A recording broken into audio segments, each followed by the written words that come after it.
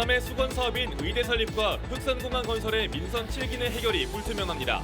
대선 공약 채택을 추진 중입니다. 2년 전 여수산단 대기업들의 대기오염 배출량 조작이 사회적 물의를 일으킨 뒤 관련 법규가 강화됐지만 기업들의 불법 행위가 반복되는 등 달라진 게 없습니다. 광주시와 대구시가 2038 하계아시안게임 공동유치 준비위원회를 출범하고 본격 유치전에 나섰습니다. 법원이 절차상 문제를 들어 후원노조의 단체 교섭권에 대한 중앙노동위 결정을 취소했습니다. 복수노조 갈등의 새로운 기준이 될지 관심입니다. 여러분 안녕하십니까? KBC 8시 뉴스입니다. 전남도민들의 수건인 의과대학 설립과 흑산공항 건설이 좀처럼 풀리지 않고 있습니다. 의대는 코로나 확산 속에 의사협회와 논의가 중단됐고 흑산공항은 국립공원 지역 해제를 위해 대체부지 논의가 이루어지고 있는데 민선 7기 임기 내 해결 여부도 불투명합니다. 이동근 기자의 보도입니다.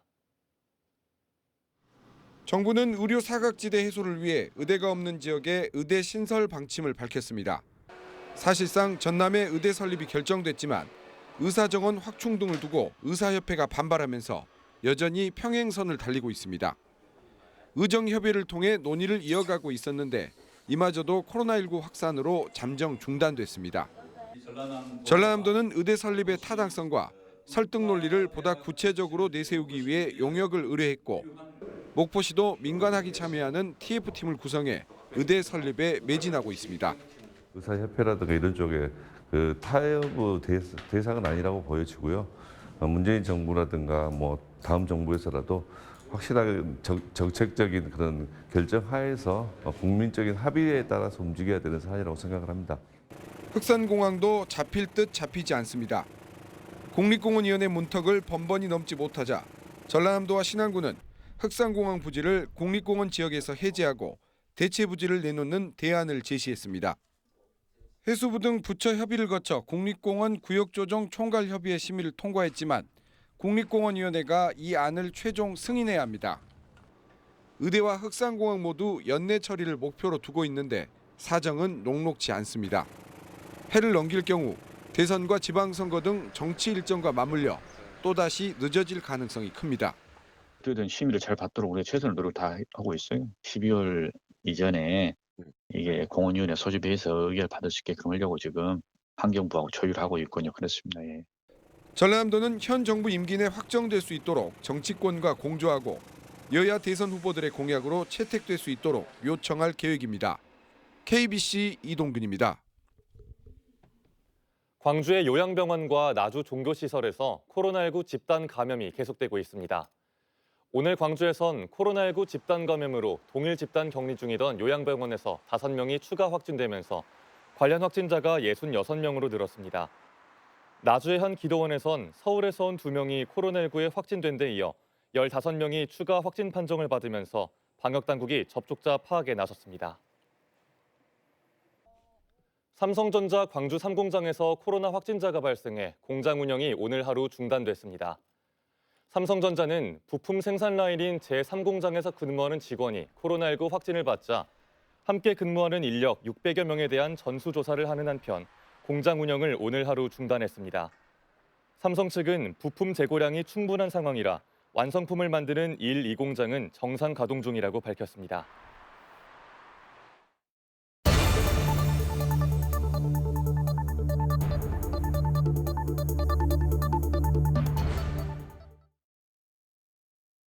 여수산단과 광양제철소의 문제점을 짚어보는 기획보도 오늘도 이어가겠습니다. 2019년 여수산단 기업 200여 곳이 무더기로 대기오염물질 측정값을 조작해 큰 사회적 파장을 일으켰습니다. 2년이 지난 현재는 어떨까요? 지난해 대기물질 배출 위반으로 99곳, 올해 9월까지 31건이 적발됐습니다. 굴뚝을 훼손한 혐의로 조업이 중지되거나 의무 기록 일수를 충족하지 못하는 등 여전히 불법 행위가 반복되고 있습니다. 특별취재팀 고우리 기자입니다. 지난 6월 롯데케미칼 여수 1공장에 10일 조업 정지 명령이 내려졌습니다. 오염물질을 배출하는 굴뚝 옆면에 또 다른 통로를 만드는 이른바 가지치기 정황이 포착됐기 때문입니다. 전라남도는 공기를 섞어 배출 농도를 낮추기 위해 굴뚝을 변형한 것으로 의심하고 있습니다. 가지 배출관이 달려 있었어요. 통상은 목적이냐 아니면 공기석이냐에 따라서 의견이 달리긴 하죠. 저희랑 사업자. 저희는 위반으로 보고 위반으로 이제 송치를 올렸죠. 롯데케미칼 여수 1공장은 2년 전 측정값 조작으로 과태료 160만 원을 부과받은 적이 있습니다. 오염물질 측정값이 63ppm으로 허용 기준치를 12배나 초과했지만 대행업체와 짜고 1.5ppm으로 허위 기재했다가 적발됐습니다. 당시 재발 방지 약속은 휴지 조각이 된 셈입니다. 분명히 기업들이 이것을 순수하게 이렇게 순순히 받아들일 거다라고 예측을 안 했거든요. 아니나 다를까 거부를 했고 그런 부분에 대해서 빨리 거부단서를 소집을 해서 대책을 세워야 되는데 세우지 못한 건 두 번 있는데 저는 지금은 늦지 않았다 생각하고. 지난 8월엔 하나솔루션 여수 1공장이 전남도로부터 경고 처분을 받기도 했습니다. 대기오염물질 자가 측정 의무일 177일 중 69일을 채우지 못한 겁니다. 하나솔루션 역시 2년 전 배출값 조작으로 과태료 처분을 받았습니다. 지난해 전라남도가 적발한 대기환경보전법 위반 사항은 모두 99건이고 올해 9월까지 31건이 적발됐습니다. 대부분 대기오염물질 측정을 미루거나 굴뚝이 훼손돼 오염물질이 새나가는데도 이를 방치한 경우입니다. 산단 주변도 인류로 갈 수 있게끔 이 무한 어떤 그 사회적 책임들을 기업이 다 해야 된다. 이제 그런 것들로 놓고 보면은 뭐 지금도 부족하고. 여수산단 측정값 조작 사건 이후 대행업체에 부당한 지시를 하면 5년 이하의 징역 등에 처할 수 있도록 법규가 강화됐습니다. 또 배출 기준을 강화해 굴뚝 자동 측정기기 설치를 늘렸습니다. 하지만 여수산단 296개 사업장 가운데 설치 대상은 39곳에 불과하고 굴뚝 2,900여 개 중 약 10%인 217개만 실시간으로 감시할 수 있습니다. 무엇보다 제일 중요한 건 대기업의 의지 아닐까요? 제가 봤을 때 비용 들어가기 싫으니까 저거 하는데 몇백억이 들어가는데 저감장치 하는데 그럼 누구나 저감장치 대신에 과태료 100번 이상 내고 말다 생각하지 않을까요? 2년 전 대기오염 측정값 조작 사건으로 큰 비난을 받은 여수산단 기업들의 행태는 여전히 달라지지 않았습니다. KBC 고울입니다. 달빛 동맹을 이어가고 있는 광주시와 대구시가 2038 하계 아시안게임 공동 유치에 본격 나섰습니다. 달빛 내륙철도에 이어 대형 국제 스포츠 대회 유치를 통해 동서화합과 남부 경제권 발전에 새로운 활력을 불어넣을 것으로 기대됩니다. 보도에 TBC 이혁동 기자입니다. 달빛 내륙 고속철도 국가계획 반영에 이어서 2038 하계 아시안게임 유치를 위해 달구벌과 빛거울이 또다시 손을 맞잡았습니다. 양도시는 대구육상진흥센터에서 하계 아시안게임 공동유치 준비위원회 출범식을 갖고 본격적인 준비에 들어갔습니다. 100명으로 구성된 위원회는 대회 공동유치를 위한 사회적 공감대를 형성하고 정부 차원의 지원과 유치 열기를 이끌어내는 데 힘쓸 계획입니다. 아시안게임 공동개최를 통해 영호남 교류 활성화와 동서화합의 새로운 기틀을 마련하겠다는 각오입니다. 대구와 광주의 도시 브랜드 가치를 올리고 국민 통합 그리고 국가 균형 발전에도 크게 이바지할 것입니다. 특히 월드컵과 하계 유대회, 세계육상과 수영선수권 대회 개최 도시의 강점을 내세워 달빛 도시간 공동 유치의 당위성을 적극 알려나갈 계획입니다. 대구와 광주시는 내년 8월 아시안게임 국내 후보도시 승인 절차를 마무리하고 2024년 개최도시 최종 확정에 역량을 집중하기로 했습니다. 항저우 아시안게임에 유치단을 파견하겠습니다. 그래서 늦어도 2024년까지는 2038년 아시안게임이 광주, 대구가 공동 개최지가 확정되도록. 동서화합의 상징인 달빛 동맹이 2038 하계 아시안게임 공동 유치에서도 빛을 발할 수 있을지 첫 여정이 시작됐습니다. TBC 이혁동입니다. 법원이 부당노동 행위와 어용노조 논란 등을 겪고 있는 지역기업 호원의 복수노조 설립 과정의 문제점을 들어 단체 교섭권과 관련한 중앙노동위원회 결정을 취소했습니다. 잇따르고 있는 복수노조를 둘러싼 갈등을 해소할 수 있는 기준이 될지 주목됩니다. 김재현 기자의 보도입니다. 지난 3월 노동환경 개선 등을 요구하며 노조의 공장 점거까지 벌어졌던 자동차 부품기업 호원. 닷새 간의 점거 농성 끝에 노사가 합의안에 서명했지만 갈등은 여전히 봉합되지 않았습니다. 노조 측은 8개월이 지나도록 합의했던 내용들이 제대로 지켜지지 않고 있다고 주장합니다. 노사 간에 원만하게 앞으로 이 기구를 통해서 일을 처리를 해 나가자 이렇게 합의를 했는데 한국노총 핑계를 댄다거나 가처분 신청을 내놨으니까 결과를 기다려라. 현재 호원에는 민주노총 산하 금속노조 지회와 한국노총 산하 노조 등 복수의 노조가 활동 중입니다. 회사와의 교섭권은 점거 농성을 벌인 금속노조가 아닌 한국노총 소속 노조가 갖고 있습니다. 금속노조는 한국노총 소속 노조 설립 과정의 절차적 문제를 제기했지만 지방노동위원회와 중앙노동위원회가 기각했습니다.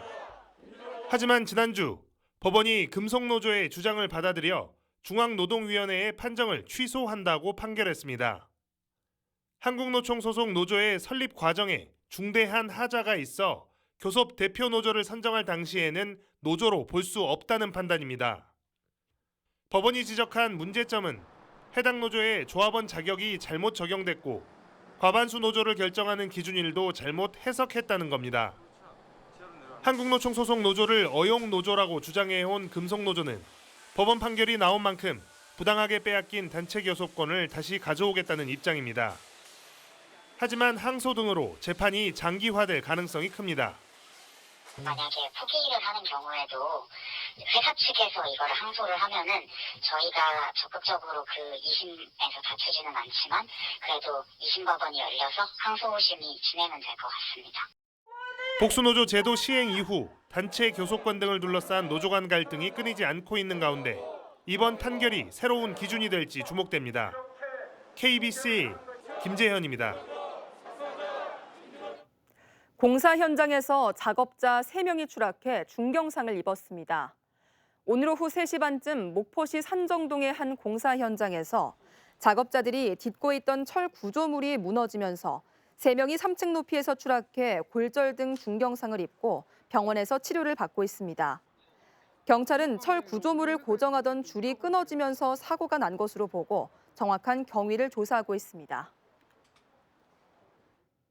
80대가 몰던 승용차가 구청 건물로 돌진해 운전자 등 2명이 다쳤습니다. 오늘 오전 11시 반쯤 광주시 남구 백운광장 주변을 지나던 승용차가 남구청사 외벽을 들이받아 80대 운전자 A씨와 동승자가 부상을 당했습니다. 경찰은 목격자 진술과 CCTV 등을 확보해 정확한 사고 경위를 조사하고 있습니다.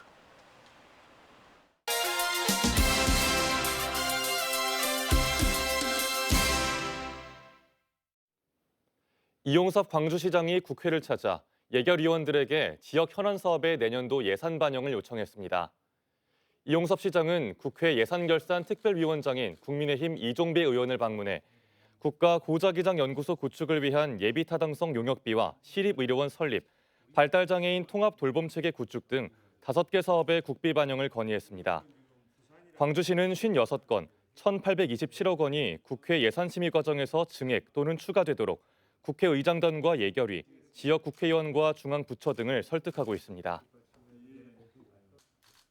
전남도와 여수국가산단, 포스코 광양제철소 등이 여수광양국가산단을 탄소중립 특화산단으로 지정해줄 것을 공동 건의했습니다.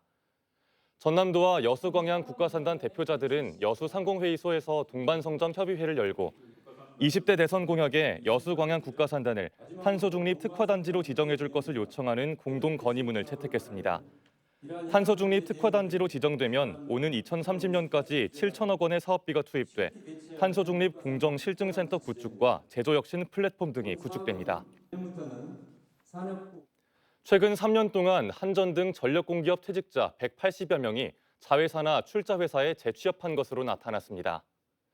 기업분석연구소 리더스인덱스가 36개 공기업의 공시자료를 분석한 결과 2018년부터 최근 3년간 한전 퇴직자 53명을 비롯해 한수원 15명, 남동발전 17명, 한국 KPS 24명 등 전력공기업 퇴직자 181명이 자회사나 출자회사 등으로 재취업했습니다.